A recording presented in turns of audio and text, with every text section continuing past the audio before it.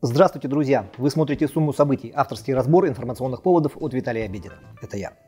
Сегодня у нас специальный выпуск. Как и анонсировали ранее, мы решили окинуть взглядом не всю минувшую неделю, а одно конкретное минувшее событие. А именно разговор Владимира Путина с Айсеном Николаевым. Стенограмма встречи появилась еще 29 мая 2023 года на сайте Кремля, и в ней нет упоминания о втором сроке главы республики. Оно появилось уже позже. Сам Путин так ничего и не озвучил вслух, информацию довел его пресс-секретарь Дмитрий Песков. Но мы сегодня будем говорить не об этом. Да что ты говоришь? Мы внимательно рассмотрим несколько фрагментов со встречи, которые оставили лично меня в глубоком недоумении. Почему глава Якутии преподносит президенту России информацию, мягко говоря, некорректную? И зачем он так сильно тянет одеяло на себя? Ведь можно было обойтись без этого. Из всей встречи мы выделили 3 темы, актуальные для всей Якутии. Демография, безработица, занятость. Достижениями по всем 3 направлениям Айсен Сергеевич сумел очень впечатлить Владимира Владимировича. Но при ближайшем рассмотрении оказывается, что ситуация выглядит, скажем, немного не так. Давайте разбираться.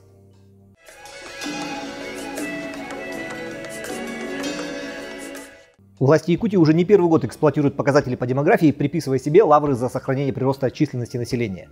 Мы 7-е в России, мы 1-е на Дальнем Востоке. Причем информация всегда преподносится с таким опломбом, будто они лично, каждый день донорами в Центр искусственного оплодотворения ходят. И у каждого еще жена, мать-героиня. Но надо признать, на Владимира Владимировича эти отчеты впечатление произвели.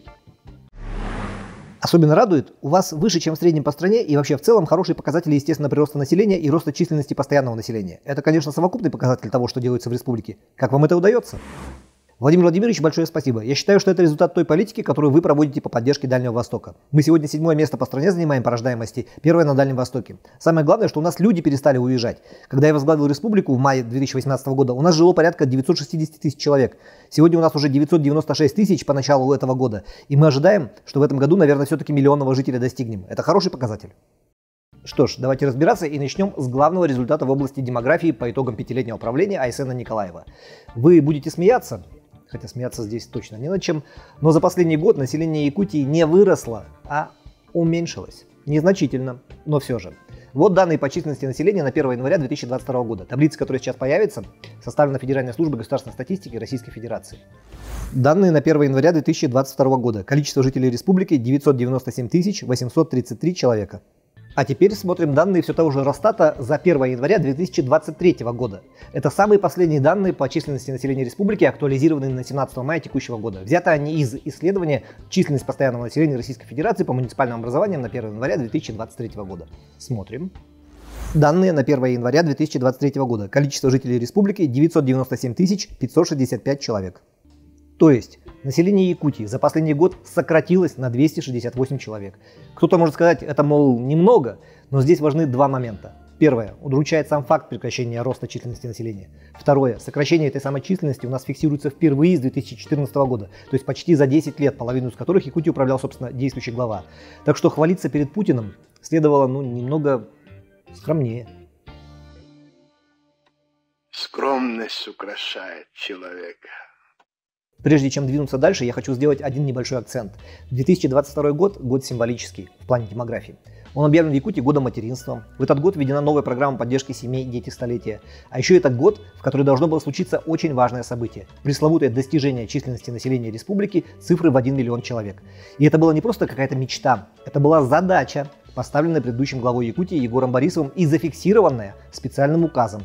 Речь идет про указ номер 2048 о праздновании столетия Якутской ССР. Требование обеспечить достижение численности населения в 1 миллион человек к 2022 году значилось первым в списке задач, поставленных перед правительством. Правительству Республики Саха-Якутия Данчиковой утвердить план мероприятий по подготовке проведения столетней Якутской ССР с учетом достижения населения Республики Якутия до 1 миллиона человек к 2022 году. Как видим, на миллионный рубеж не вышли ни тогда, в 2022 году, ни по сей день. Более того, именно с 2022 года процесс пошел в обратном направлении. Началось снижение численности населения Якутии. Но знаете, что самое интересное? Первым, кто не поверил в то, что указанную цель удастся достичь, оказался сам Айсен Николаев.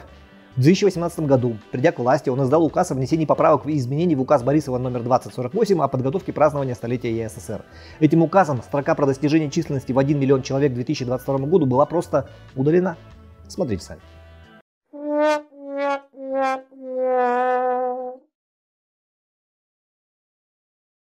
Теперь еще раз вернемся к словам Айсена Николаева на встрече с Владимиром Путиным. Докладывая о том, как при нем начали рожать больше, чаще, охотнее, Арсений Сергеевич даже привел в пример динамику, насколько все изменилось к лучшему. У нас всегда была естественная хорошая динамика по рождаемости. Вместе с тем у нас люди все-таки больше уезжали. Мы росли, но росли не так сильно, по 2, по 3 тысячи. А вот в последние годы мы растем по 10, по 12 тысяч. Конечно, ковид нас немножко притормозил, но мы все равно растем. Хорошо сказал, да? Но так ли обстояло дело в реальности?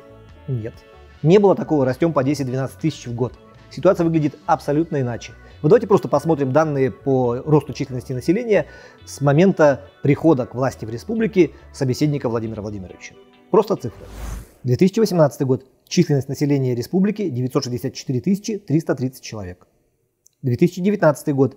Численность населения республики 967 009 человек. Прибавка 2679 человек. 2020 год.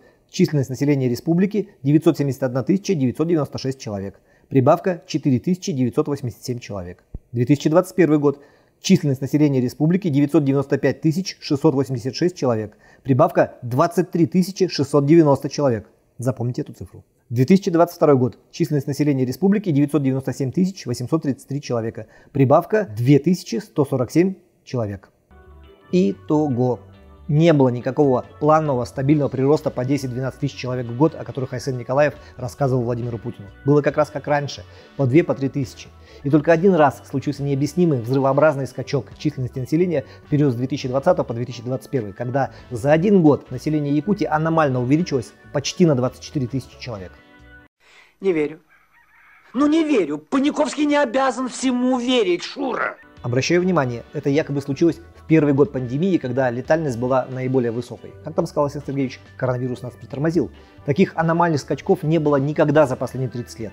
После этого мы снова вернулись к среднему росту в 2-2,5 тысячи человек в год, а затем и вовсе началась убыль населения, про которую сегодня все молчат. Складывается впечатление, что цифры по росту численности населения за 2021 год просто специально нарисовали к юбилейной дате, чтобы достичь, пресловутого 1 миллиона человек. Но даже с этими приписками не получилось.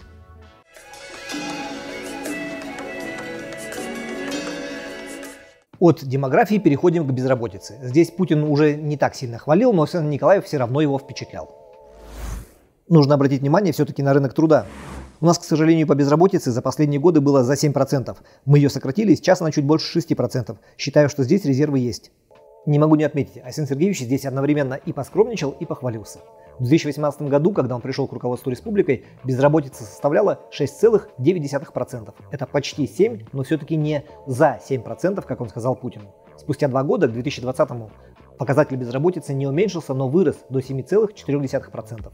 В феврале 2022 года уровень безработицы составил 7,3%.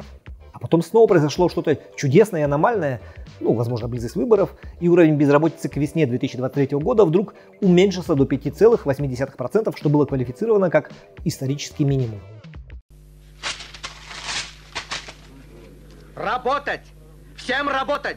На всякий случай обращаю внимание, все приведенные цифры взяты из сообщения пресс-службы правительства Республики Саха-Якутия, сами ничего не придумывают. 2018 год, 2019 год, 2020 год, 2021 год, 2022 год. За счет чего же безработица, которая больше росла, чем уменьшалась за 5 лет правления Арсения Сергеевича, так резко сократилась к 2023 году? Путину тоже было интересно, он и спросил. Я посмотрел, у вас очень хорошие инвестиционные программы. Многие компании готовы вкладывать и вкладывают уже. Это, думаю, будет менять ситуацию с безработицей в лучшую сторону. Меняет. Реально у нас создаются десятки тысяч рабочих мест. Вот когда я стал руководителем, я буквально с каждым из руководителей крупных компаний наших российских встречался, начиная от «Газпрома» до золотопромышленников. И всех просил наших брать. Они говорили, у нас пока нет возможности, но сейчас мы начнем развиваться. А сейчас они уже сами мне звонят, угольщики, по крайней мере, и говорят, где ваши люди, мы хотим, у нас вот тут 2000 вакансий, там 1000 вакансий. Все преподнесено так, что может возникнуть впечатление, будто до Арсения Николаева никто вообще не занимался вопросом трудоустройства местного населения в крупные промышленные компании, работающие на территории Якутии. Ему, бедному, приходилось ходить и упрашивать, возьмите у меня хоть кого-нибудь. Так ли это?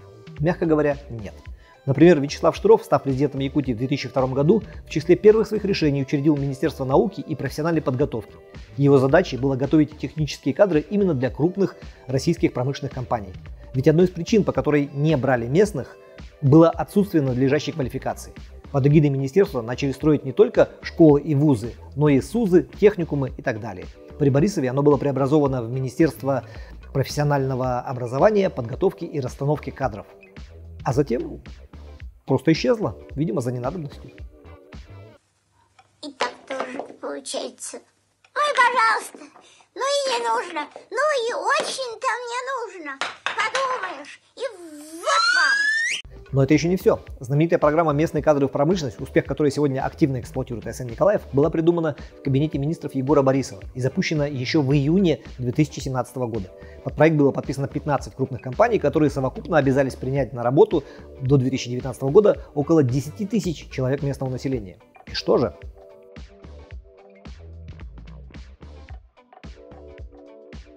По итогам первого же года реализации программы крупные компании, которые якобы будут говорить Арсену Сергеевичу, что у нас пока нет возможности, трудоустроили 2,2 тысячи человек, из них половину в УК «Колмар».